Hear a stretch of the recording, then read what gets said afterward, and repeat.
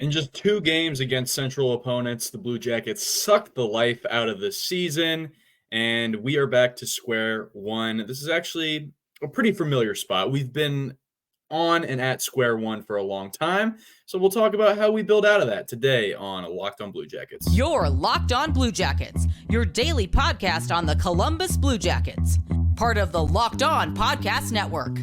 Your team every day.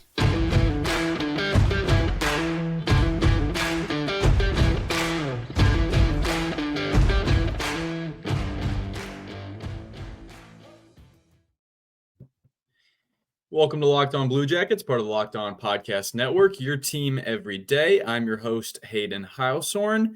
Back with me this weekend will be my co-host, Jay Foster. I'm here to talk about the good, the bad, and the ugly of your favorite team and ours, the Columbus Blue Jackets. Before I get going, I want to say thank you to the Everydayer for making this your first listen every day. Locked on Blue Jackets is free and available on all podcast platforms. We're here on YouTube. If you're watching on YouTube, you can see got a new background back there. I am staying with my in-laws as I am transitioning between houses. So that's all good. Appreciate them. I'm staying in a room with a big Ohio State Buckeye helmet in the background, and you can tell I'm probably not in the best of moods because there was a certain football game over the weekend that got me down in the dumps. There was this Blue Jackets game that got me down in the dumps. We'll definitely hit on that. But before I do, I want to remind you that this episode is brought to you by Gametime.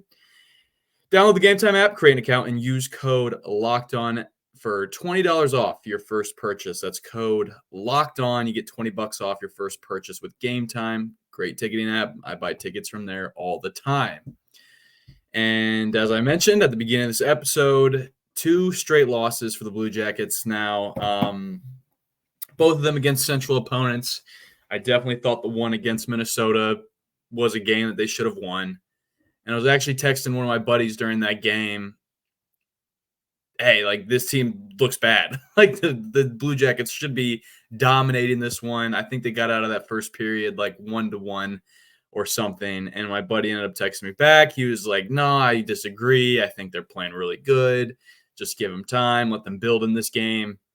And that's all good. That's fine. I definitely understood what he was saying. It's not like the Jackets were getting crushed, but those are games where the Jackets need to win those games. They need to win those games because I'm going to talk about it in this episode because, again, I don't know how you do a Blue Jackets podcast or a podcast for any sports team on the Locked On Podcast Network and not talk about either the playoffs or the draft. Like, I don't see what is the end goal if you're not talking about the playoffs or the draft. And listen, it's January. It's the month of January. The Jackets have now played, after the Jets game, they've now played 42 games. So can the second half of the year get better? I don't know. I don't think the first half of the year ended all so well, be it that in your last 2 games, the only player that scored goals for you is Cole Sillinger.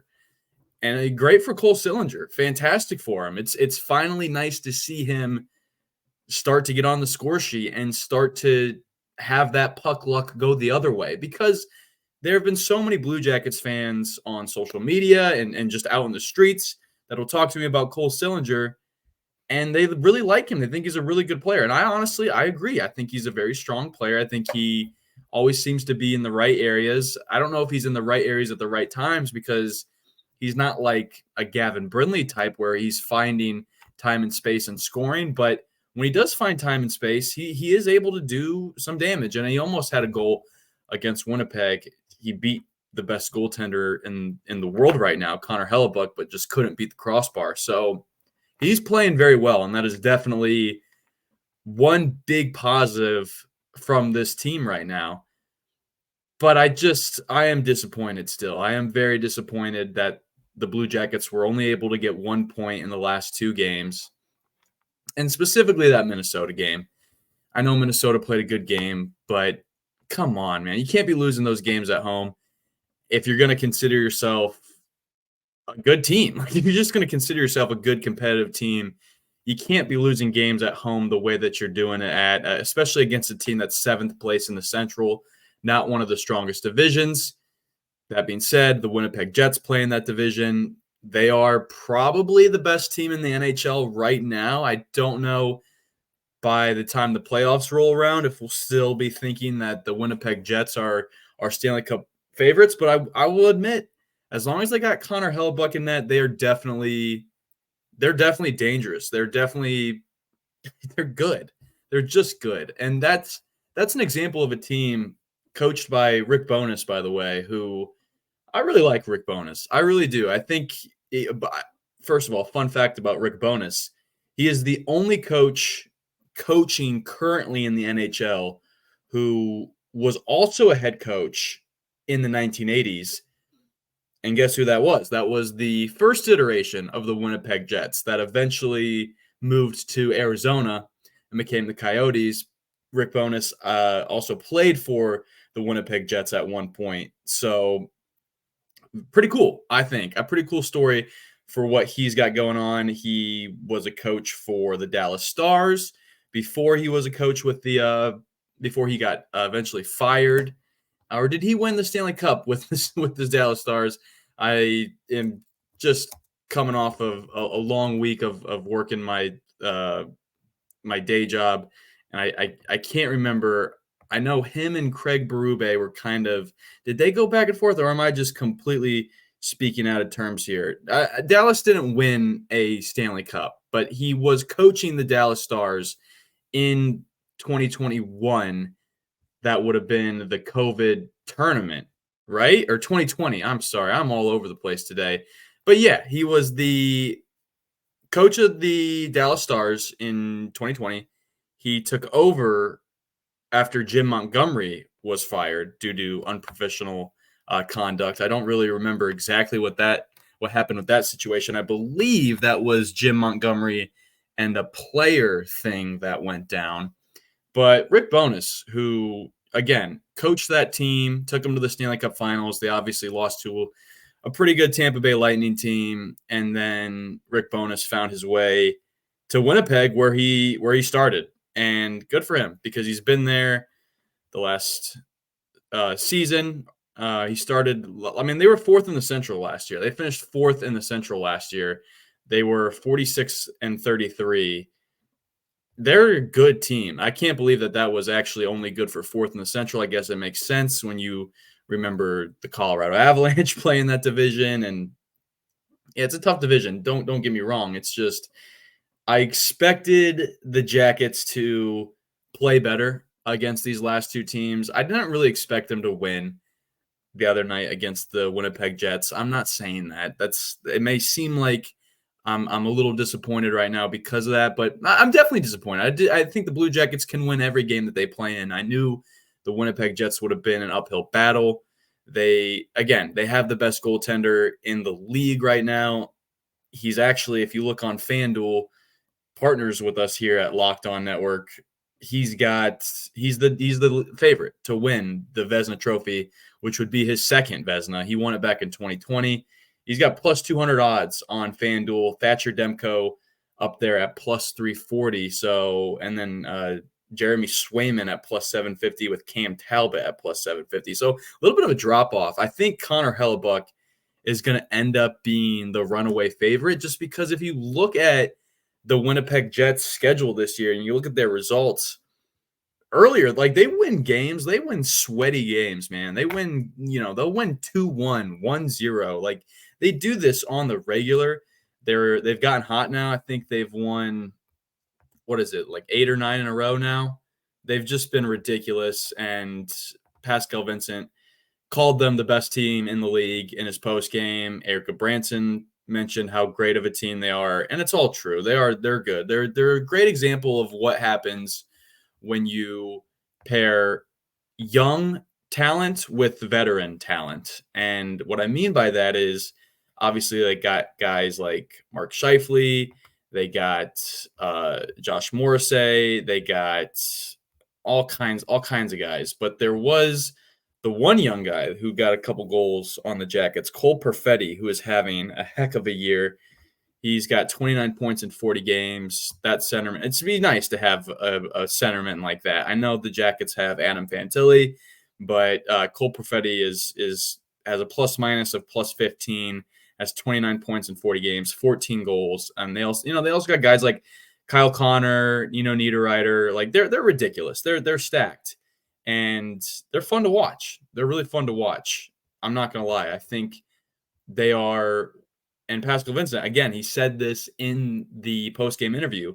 Justin Danforth said this in his post-game interview. We are trying to be like them. We want to be a team that is back-checking harder than any team you've ever seen. And the second that they get the puck, can transition it into fast, smooth offense. And since the Blue Jackets have played the Boston Bruins recently, and they got smacked by the Boston Bruins, don't get me wrong, I think I will still concede that I think Winnipeg is the better team of the two if they played in a 7-game series right now. I think Winnipeg is that good.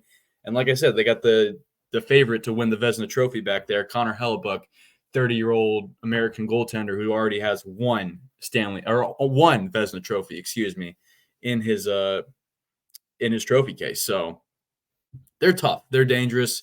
And man, what a time to be a Canadian hockey fan now that I think about it. With them playing good this year, the Canucks certainly playing good this year. You got the Leafs and the Oilers maybe at some point are going to make a turnaround.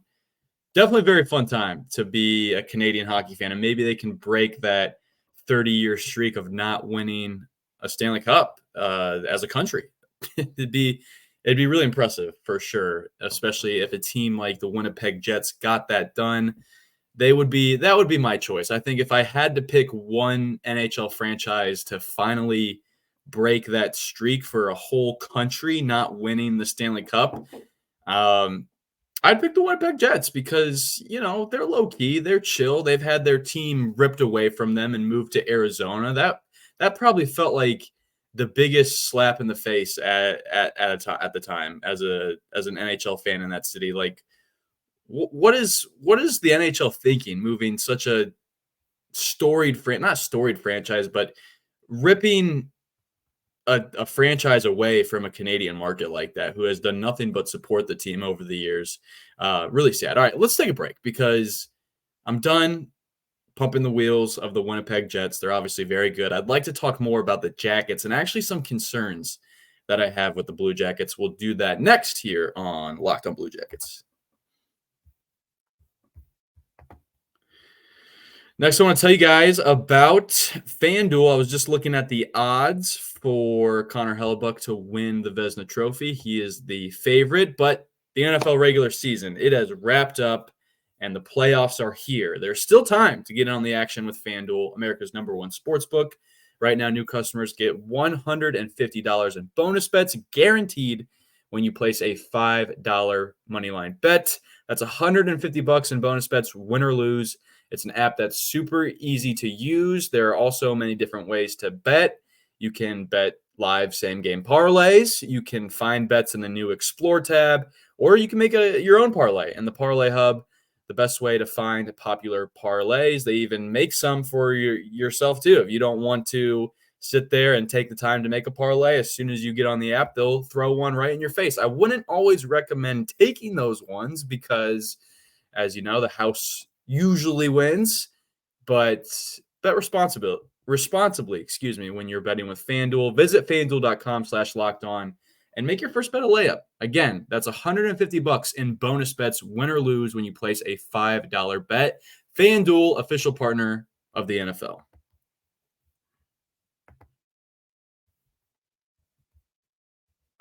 All right, welcome back here to Locked on Blue Jackets. I'm gonna eat some crow on this. I know I have said that I think this team can still make the playoffs.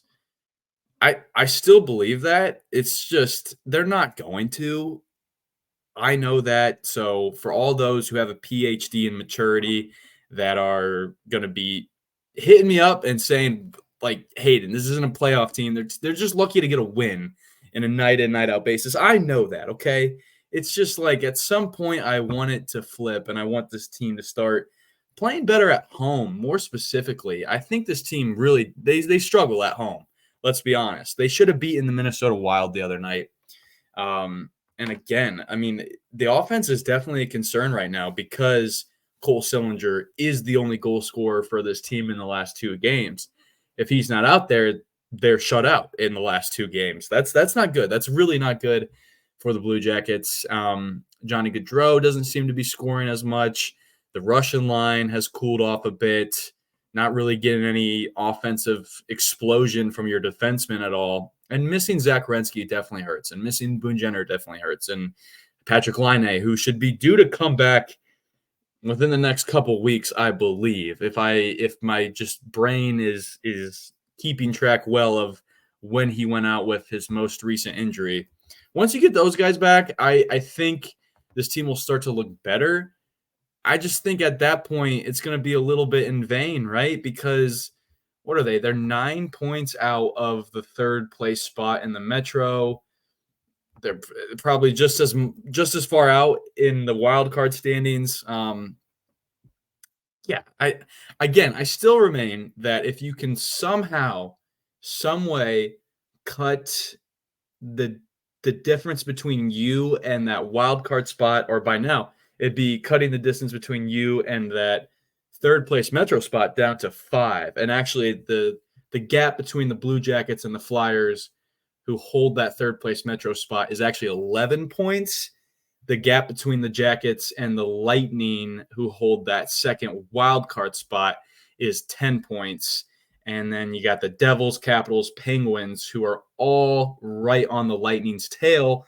They all have 3 to 4 games in hand on the Blue Jackets. So it's an uphill battle. It's an uphill battle, man. But hey, anything is possible, right? I think Daniil Tarasov is still playing well. I don't really blame him for giving up 5 goals the way that he did. I mean, watch that game. Watch that game recap back, guys. The Winnipeg Jets, they only had what? I think the Jackets may have outshot them in that game. So it's not like that's the thing. It's that these are not the type of, that's not the way the Blue Jackets are losing. They're not stepping out on the ice and the team is just skating circles around them, putting 30, 40, 50 shots on them a night. It's not that, and it was like that last year. It's not like that. It's just they're running into some buzzsaws. Let's call a spade a spade. Like, the Winnipeg Jets are an absolute buzzsaw. The team that they're going to be playing up next, the Seattle Kraken. Again, that's why I'm not a huge fan of the ESPN app, because every time I click on it, they just play random ads. I think we all know that struggle as a sports fan, just trying to just surf the internet. You know, maybe if you're at your work desk, you try to, sneak in a peek at the NHL stats page, and then boom, it's an ad for something that you don't care about. That's the reality. But the Winnipeg Jets have won, 8 games in a row? 1, 2, 3, 4, 5, 6, 7. They've won 7 in a row. You're about to play the Seattle Kraken, who have won 8 in a row. That's ridiculous. No, they've also, I don't know. They've won 6 in a row. Joey Decord, who is their all of a sudden all-star goalie. He's not an all-star, but he's playing like it. He's got a 2.28 goals against average this year, had the first shutout in Winter Classic history. You got him up next. So,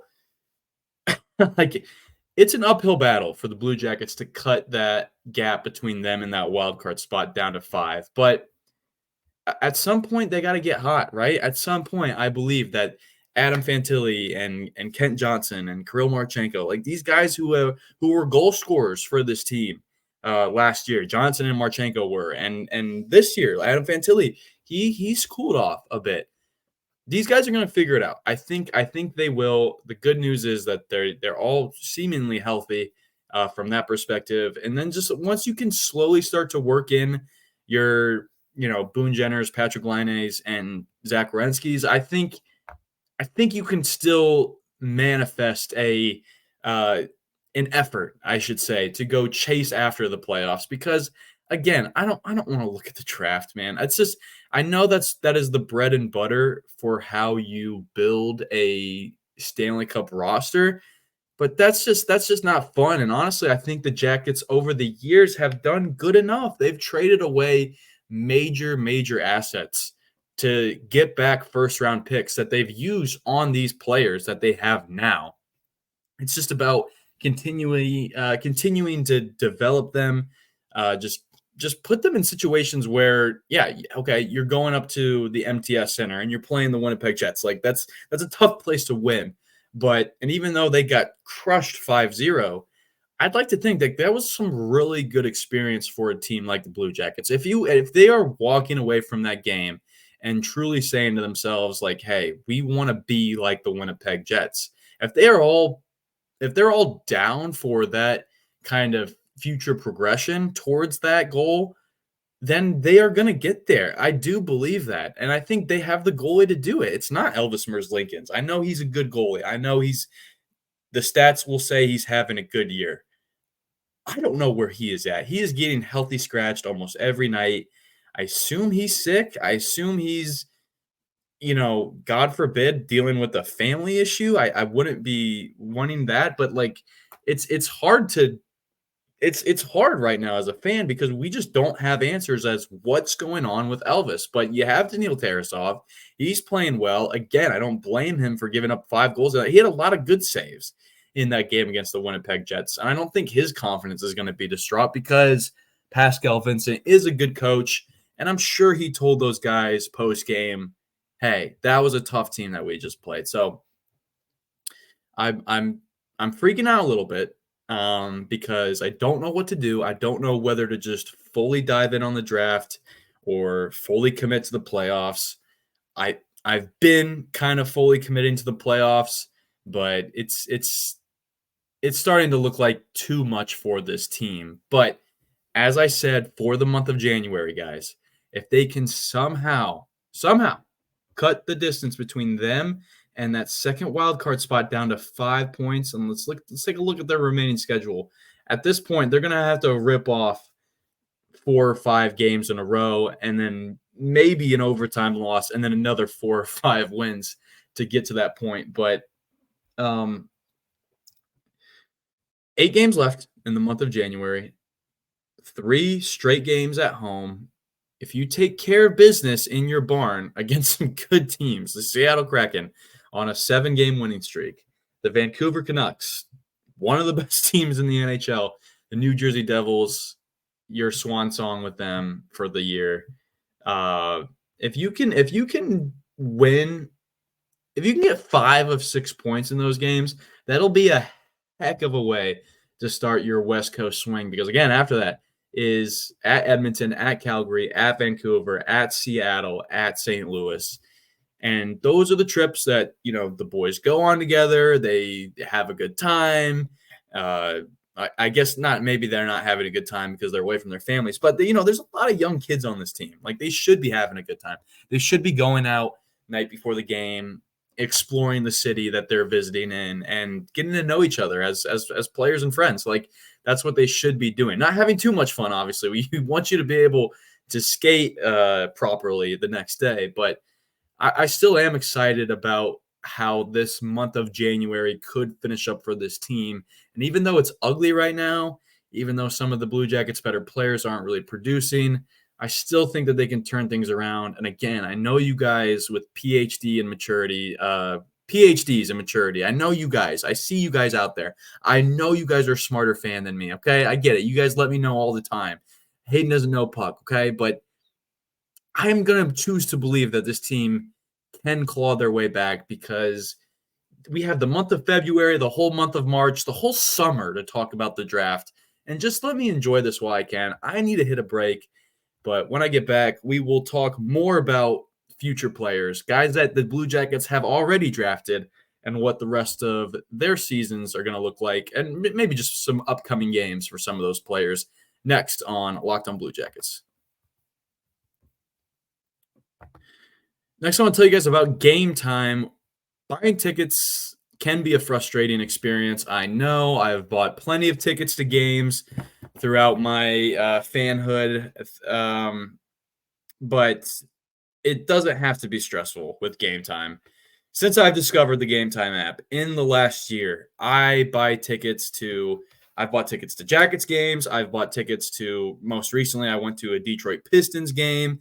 I'm going to be in Nashville coming up in a couple weeks. I will be buying a ticket to a Preds game. So again, it's a super easy app to use. Right when you click on it, you can tell it has a great interface. It's a fast and easy way to buy tickets for all kinds of sporting events, and not just sporting events. They also have music events. They have comedy. I don't know why they called them music events, concerts. Those are called concerts, Hayden. They have stand-up comedy on there. They have theater events near you. They have killer last-minute deals. They have all-in prices, views from your seat, and the best price guaranteed. Again, last-minute tickets, flash deals, zone deals, where you pick the section, they'll pick the seat for you, and you're just going to have a good time. Trust me. It's also a fun app just to hop on, and you can see views from your seat too. It's really cool. It's a great app. It takes the stressfulness out of buying tickets. So take the guesswork out of buying tickets with Gametime. Download the Gametime app, create an account, and use code LOCKEDON for $20 off your first purchase. Terms apply. Again, create an account and redeem code LOCKEDON for $20 off. Download the Gametime app today. Last minute tickets, lowest price guaranteed.